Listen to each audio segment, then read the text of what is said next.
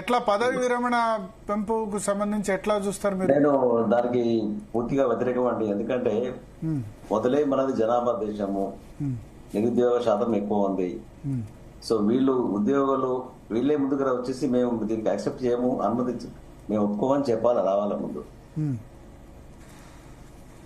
ఒకటి ఏంటంటే వీళ్ళు పాత పెన్షన్ సిస్టమే కరెక్ట్, అంతే తప్ప కాంట్రిబ్యూషన్ చేసి వీళ్ళ డబ్బులతోనే రిటైర్మెంట్ బెనిఫిట్స్ వీళ్ళ డబ్బులతోనే గవర్నమెంట్ బిజినెస్ చేసి ఇంకెక్కడో ఎల్ఐసిలో అక్కడిక్కడ బాండ్స్ కొని ఇవంతా కూడా వృధా ప్రయాస.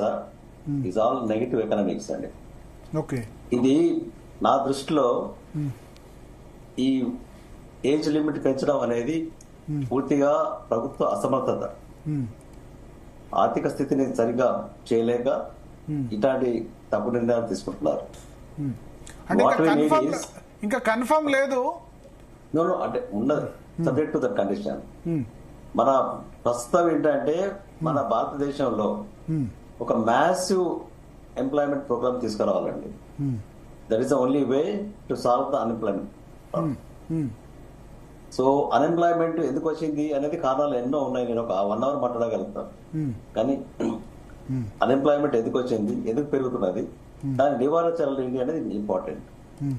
సో ప్రస్తుతం whether it is state or central government ఏ రంగాల్లో పెట్టుబడులు పెడితే బడ్జెట్ అలాట్మెంట్ చేస్తే అభివృద్ధి జరుగుతుంది, అభివృద్ధి జరిగితే దాంతో అదే ఉద్యోగ కల్పన జరుగుతుంది. మన విషాదం ఏంటంటే ఎంత సాడ్ థింగ్ అంటే ప్రపంచంలో ఇక్కడ లేనంత చదువుకున్న యువత మన దేశంలో ఉంది. ఈ చదువుకున్న యువతే మానవ వనరులు, మానవ వనరులే దేశ సంపద. It's very simple. మరి ఏ దేశం అయితే మానవ వనరులను సంపూర్ణంగా వినియోగించుకుంటుందో ఆ దేశం తప్పకుండా అభివృద్ధి జరుగుతుంది, ఉద్యోగ కల్పన జరుగుతుంది, అన్ని రంగాల్లో అభివృద్ధి జరుగుతుంది. ఈ సింపుల్ లాజిక్ అండి. ఇది పెద్ద సార్ ఇప్పుడు అంటే నేను ఒకటి ప్రభుత్వ ఎంప్లాయ్మెంట్ ద్వారా అందరికీ ఉపాధి కల్పించలేం కదా. ప్రభుత్వ ఉద్యోగాలు ఎన్ని ఇస్తారు? ఇప్పుడు ఖాళీలు 30,000 40,000 నింపగలుగుతారు కదా.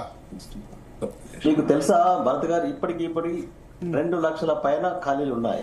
కానీ ఇప్పుడు ఉన్న ఉద్యోగులకే జీతాలు ఇవ్వలేక ఇబ్బంది పడుతుంది. ఇంకా 2 లక్షల ఉద్యోగాలు ఫిలప్ చేస్తే ఉద్యోగాలు ఇచ్చే పరిస్థితి ఉందా రాష్ట్ర ప్రభుత్వం? ఖాళీలు ఉన్నాయి కాదన్ను. ఇప్పుడు పోయిన పిఆర్సీ చెప్పింది 191,000 ఖాళీలు ఉన్నాయి, ప్లస్ అవుట్ సోర్సింగ్, కాంట్రాక్ట్ ఇవన్నీ చూస్తే చాలా చేయొచ్చు అని చెప్పి. ఎందుకంటే కొత్త జిల్లాలు ఏర్పడ్డాయి.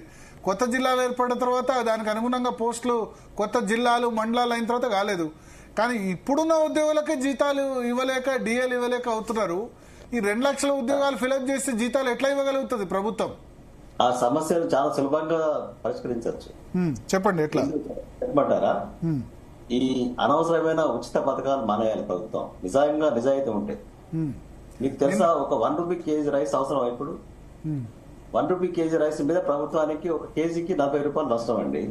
అంటే దీనిలో కేంద్ర ప్రభుత్వం 30 రూపాయలు ఇస్తుంది అని. ఇంకా గమ్మత్ ఏంటంటే ఇప్పుడు ఒక విచిత్రమైన పరిస్థితి ఉంది మన దేశంలో.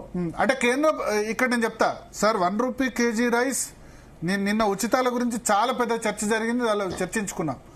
1 రూపీ కేజీ రైస్ కొద్ది మందికి అవసరం సార్. ఎవరికి? బిలో పావర్టీ లైన్ ఉన్న వాళ్ళకి ఇవ్వాల్సిందే. ఎందుకంటే ఫస్ట్ బేసిక్ నీడ్ కూడు గూడు దానికి సంబంధించి ఒకటి.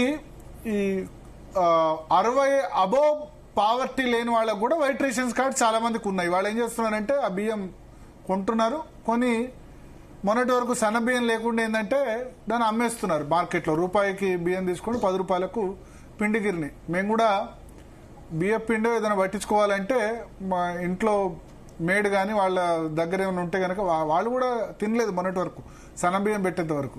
10 రూపాయలు 15 రూపాయలు కేజీ కొనుక్కొని పిండిగిరిని పట్టించుకోవడం, లేకపోతే వేరే ఆంధ్రాలో అయితే స్మగ్లింగ్ కావడం అట్లాంటివి చూసాం.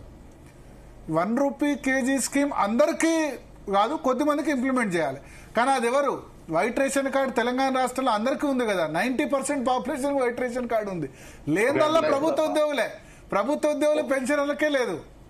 ఒక ఎంప్లాయీ తప్ప అందరికి ఉంది. అంతే కదా. ఉద్యోగాలకు కూడా చాలా మంది ఉన్నదండి. ఉద్యోగులకు ఎట్లా ఉంటుంది? ఇవ్వరు కదా. ఉద్యోగుల తల్లిదండ్రులకు ఉద్యోగుల తల్లిదండ్రులకు ఉంటదేమో కదా. భరత్ గారు, మన దేశంలో అన్నిటికంటే మంచి పథకము పనికి ఆహార పథకం. Thanks to hats off to Manmohan Singh గారు. అంత గొప్ప పథకం ప్రపంచంలో ఎక్కడా లేదు. అంటే ఇది for every one it assures the food that is important to survive. ఈ పనికి ఆహార పథకానికి చూడండి, మీరు ప్రతి సంవత్సరం కూడా దానికి నిధులు తగ్గిస్తున్నారు. ఈ విషయం మీద సీరియస్ ఆలోచించాలి ప్రభుత్వాలు కానీ, స్టేట్లు కానీ, సెంట్రల్ కానీ. ఓకే, ఈ ఫ్రీ బీస్ అయితే ఉచితానికి మనీ ఎక్కడి నుంచి వస్తుందండి? ఉచితంగా రాదు కదా money, it's tax base. There are lot of ఉచితాలు. నేను చెప్తా, ఫ్రీ బస్ ఏ మహిళని అడిగిందా తెలంగాణ రాష్ట్రంలో ఫ్రీ బస్ ఇవ్వమని? ఇచ్చారు కాబట్టి తీసుకుంటారు. ఇప్పుడు బంద్ చేస్తే కొద్ది మంది 10-20% వద్దంటారేమో. Okay, free bus ఎత్తేయచ్చు.